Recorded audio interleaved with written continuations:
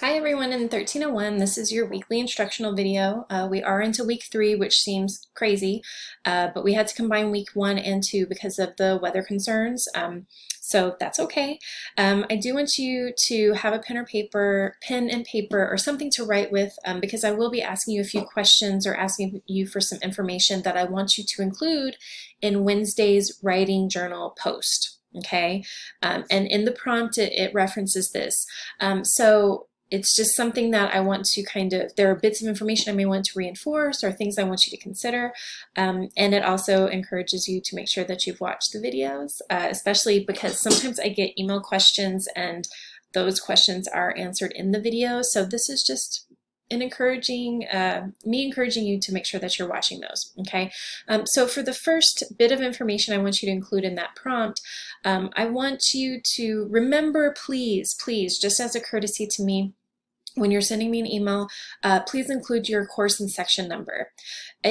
It may seem as though I'm being very picky, and maybe on a certain level I am, but there is a reason behind it. So I want to keep all of your inquiries and emails organized, and the only way to do that in an approachable way for me is if you include that information either in the subject line or in the body of your email. I have separate folders for every single class that I teach, so that helps me keep those organized if we ever need to refer back to some communication that we've had in the past. But it's also because if you ask me a question about our specific class, I can go to that area in D2L quickly and find that instead of having to look through all my rosters and find your name, because I'm not able to connect your name with the course just yet. I will eventually. But also some of you are taking more than one course with me. So you may have a question about one course, but your question is very general, like, hey, what are we doing in this way in this class? And I'm going, well, which class, right? I can't give you an answer if you don't provide that information. So just me to you, please include your course information section number in those emails to me. It's also not a bad idea just to think about doing that for all of your college emails to professors. It's also, y'all, really not a bad idea to revise and edit. If just briefly take a moment, especially when emailing your writing professor.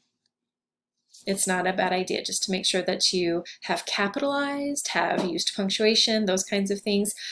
This is also something, it's just good practice, right? Especially because a lot of careers, a lot of work environments are going to require emails, and that's just something that you want to do, right?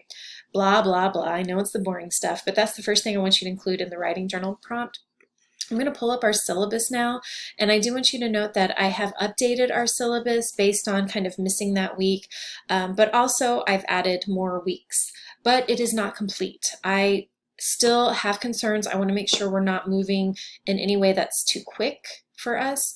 So I wanted to leave a little bit of room to make adjustments if necessary, but I know some of you are concerned about, well, when are the major grades due? When are those things kind of coming up?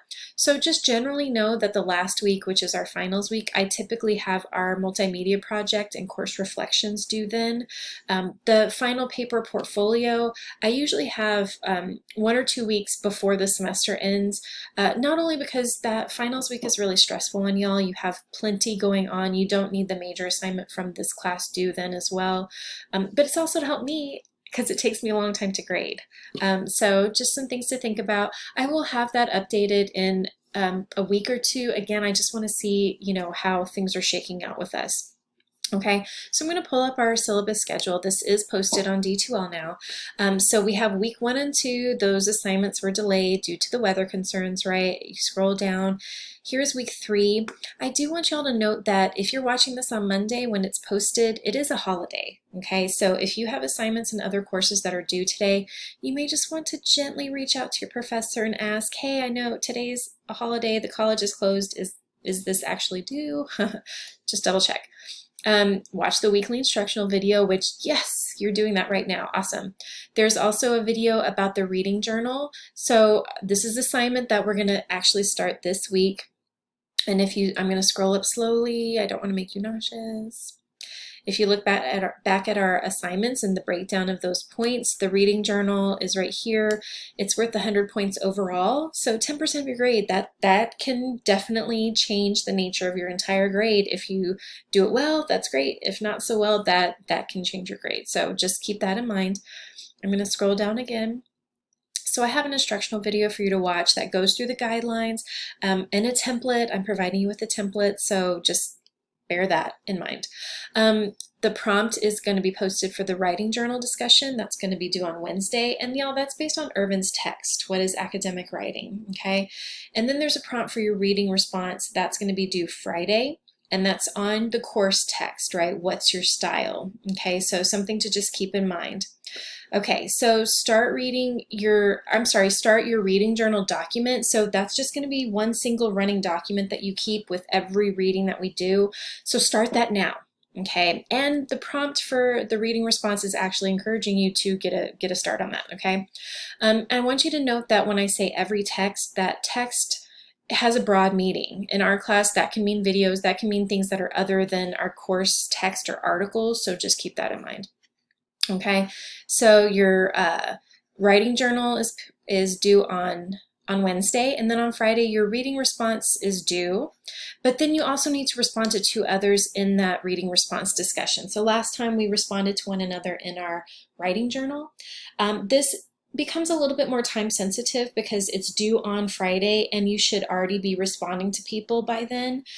So just keep that in mind that it's Saturday at the latest, those responses are going to be due. This is a time when working ahead is not a bad idea, right? So don't wait till Saturday, at 5 p.m. to respond to one another. Okay, so just as you're thinking about what you need to do this week, keep that in mind. And then for next week, you have some reading from the course text. So some of you, if you're working with the electronic version of the text, just look up this chapter title. If you have the print version, this is the page range, okay? And then I have another article posted for you. I need you to say I, and that is by McKinney Madalena, and that's posted in the content area just as Irvin's text is for this week. Okay, so you can scroll through and see the different weeks and when things are due. Don't get stressed out by it. We're going to take everything step by step. And I want you to always note that sometimes, if need be, things will change. Okay, so just keep that in mind. So that's just the breakdown of what we have going on this week. I want to go into the overview area, and I want you to note, let me pull this down. Yours looks a little different from mine, that's okay. So the updated course syllabus and schedule is here. And then the discussion post rubric has been there for quite some time. And then we have the reading journal guidelines, the rubric, the example, everything that I went over in that instructional video is there. And then there's the template that's already MLA formatted, it's already set up for you. So all of those resources are going to be in the content area. In addition to McKinney Madalena is right here. Okay, so for week 3, I posted chapter 4 just because that was something that some of you needed, but don't worry about that because it's not due this week. I'm actually going to remove that in a second. Irvin's What is Academic Writing is an article. That's something that you'll need to read. Then the reading journal instructions and guidelines, that's the print copy of, the rubric and everything. And then the actual reading journal assignment. Oh, I'm sorry. This is the video link. Sorry to confuse y'all, I'm sorry. So this is the video link of the video posted, and then this is the actual document, and this is the actual template. Okay, so everything that you need is posted in this week, but it's also in the content area. The week 3 writing journal, it's going to ask you, after reading Irvin's text, first answer the questions posed in the video. Okay, so additionally, what I want you to include, so I've already asked you about what to include in the emails. Additionally, I want you to write a little bit, like a paragraph, or however you can do a bullet point, whatever you want to do. I want you to talk about what your reading process is. Okay, so on all levels. So when you're reading, right, are you a note taker? Are you highlighting? Are you using Post-its? Are you doing nothing at all? Be honest, that's okay. I want you to admit that if you're not doing anything, but I also want you to start thinking of what you should be doing perhaps to be more actively engaged in the reading process. Do you need complete silence? Do you need a little bit of background noise? Do you need music, right? What's the kind of environment you need for your reading? So my reading process it changes over time. It used to be I needed to be in like a Starbucks or a coffee house, so I had a little bit of that background noise. And I needed to be in a chair that wasn't completely uncomfortable, but wasn't super comfortable, because then I start to get lazy and I want to fall asleep, right? So those are some things, you know, about our environment, right? The sounds, the sights, what's going on around us, but then also the practice, right? Over time, I used to be just in the book. I used to just do highlighting and notes in the book, but then I started to realize that I wasn't paying as much attention as I needed to.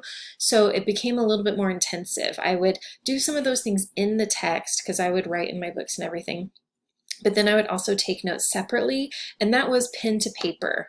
I was not a type up the notes kind of person, because I found that being on the computer just distracted me. I wanted to check my email, I wanted to Google search and watch YouTube videos. So I would just have pen and paper and start writing those things that were most important. And that's especially helpful when you have to do something like a reading journal assignment or an annotated bibliography. Those are things we have to do in this class, right? So I want you to for the second part of this prompt, I want you to talk about your reading process. What are those things that you do?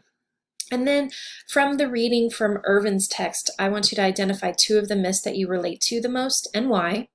Okay, so compose a paragraph for each that includes a quick summary of the myth in your own words, and then also what the myth means for writing generally and what your experience has been. Okay, so 2 paragraphs for that section, and then for a third paragraph, what did you learn from the sections after the myths in Irvin's article? He really tries to identify, you know, this idea of what academic writing is, and so he goes through the myths and then has more information after. So what did you learn there, right? Okay, please remember to compose your work in Microsoft Word, and that is to utilize the spell check and grammar features. Y'all had some really great responses for last week's writing journal and reading response.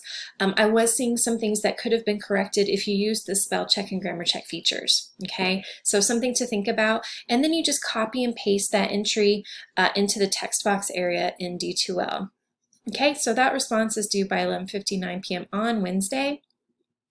And then your reading response is going to essentially be your first entry for your reading journal. So as you know, you work through, take some notes for the What's Your Style reading from our course text, right? And then I want you to then start the document, start the Word document, and then you can copy and paste the actual entry into the discussion post area, okay? And I put a little note here that, you know, typically we would not be doing this. In an academic setting, you're not doubling up the work. You're not resubmitting an assignment, because that is considered plagiarism, which seems incredibly crazy, because how can you plagiarize yourself? You can.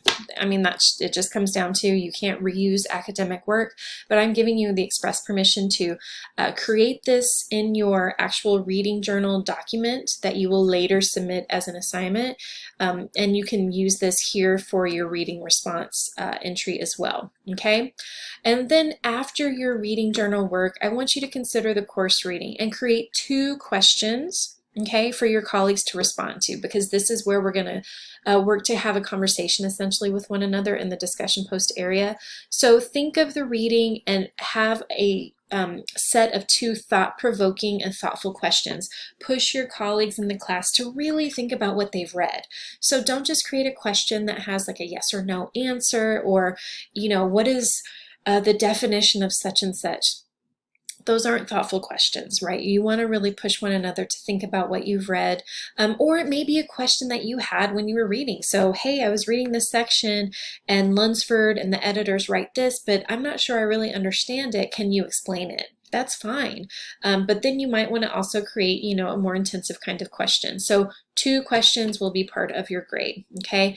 Your response is due by 11:59 on Friday the 11th, and then you'll want to respond to at least 2 people, and that's Saturday at the latest. I want you to really engage with one another. If people are responding to your questions, you need to go in and then thank them for those responses or engage with them. Like, this is where the conversation and discussion actually happens. Okay, so that's what's due this week. So take some time to review the course materials, review the syllabus schedule, make sure that you respond to the questions that I've asked you in this video. And always let me know if you have any questions. But y'all, first, before you send me an email, think of posting in the Q&A area for a course, okay? All right, take care. Let me know how you're doing. I'm always here for office hours or if you need to make an appointment. Okay, bye.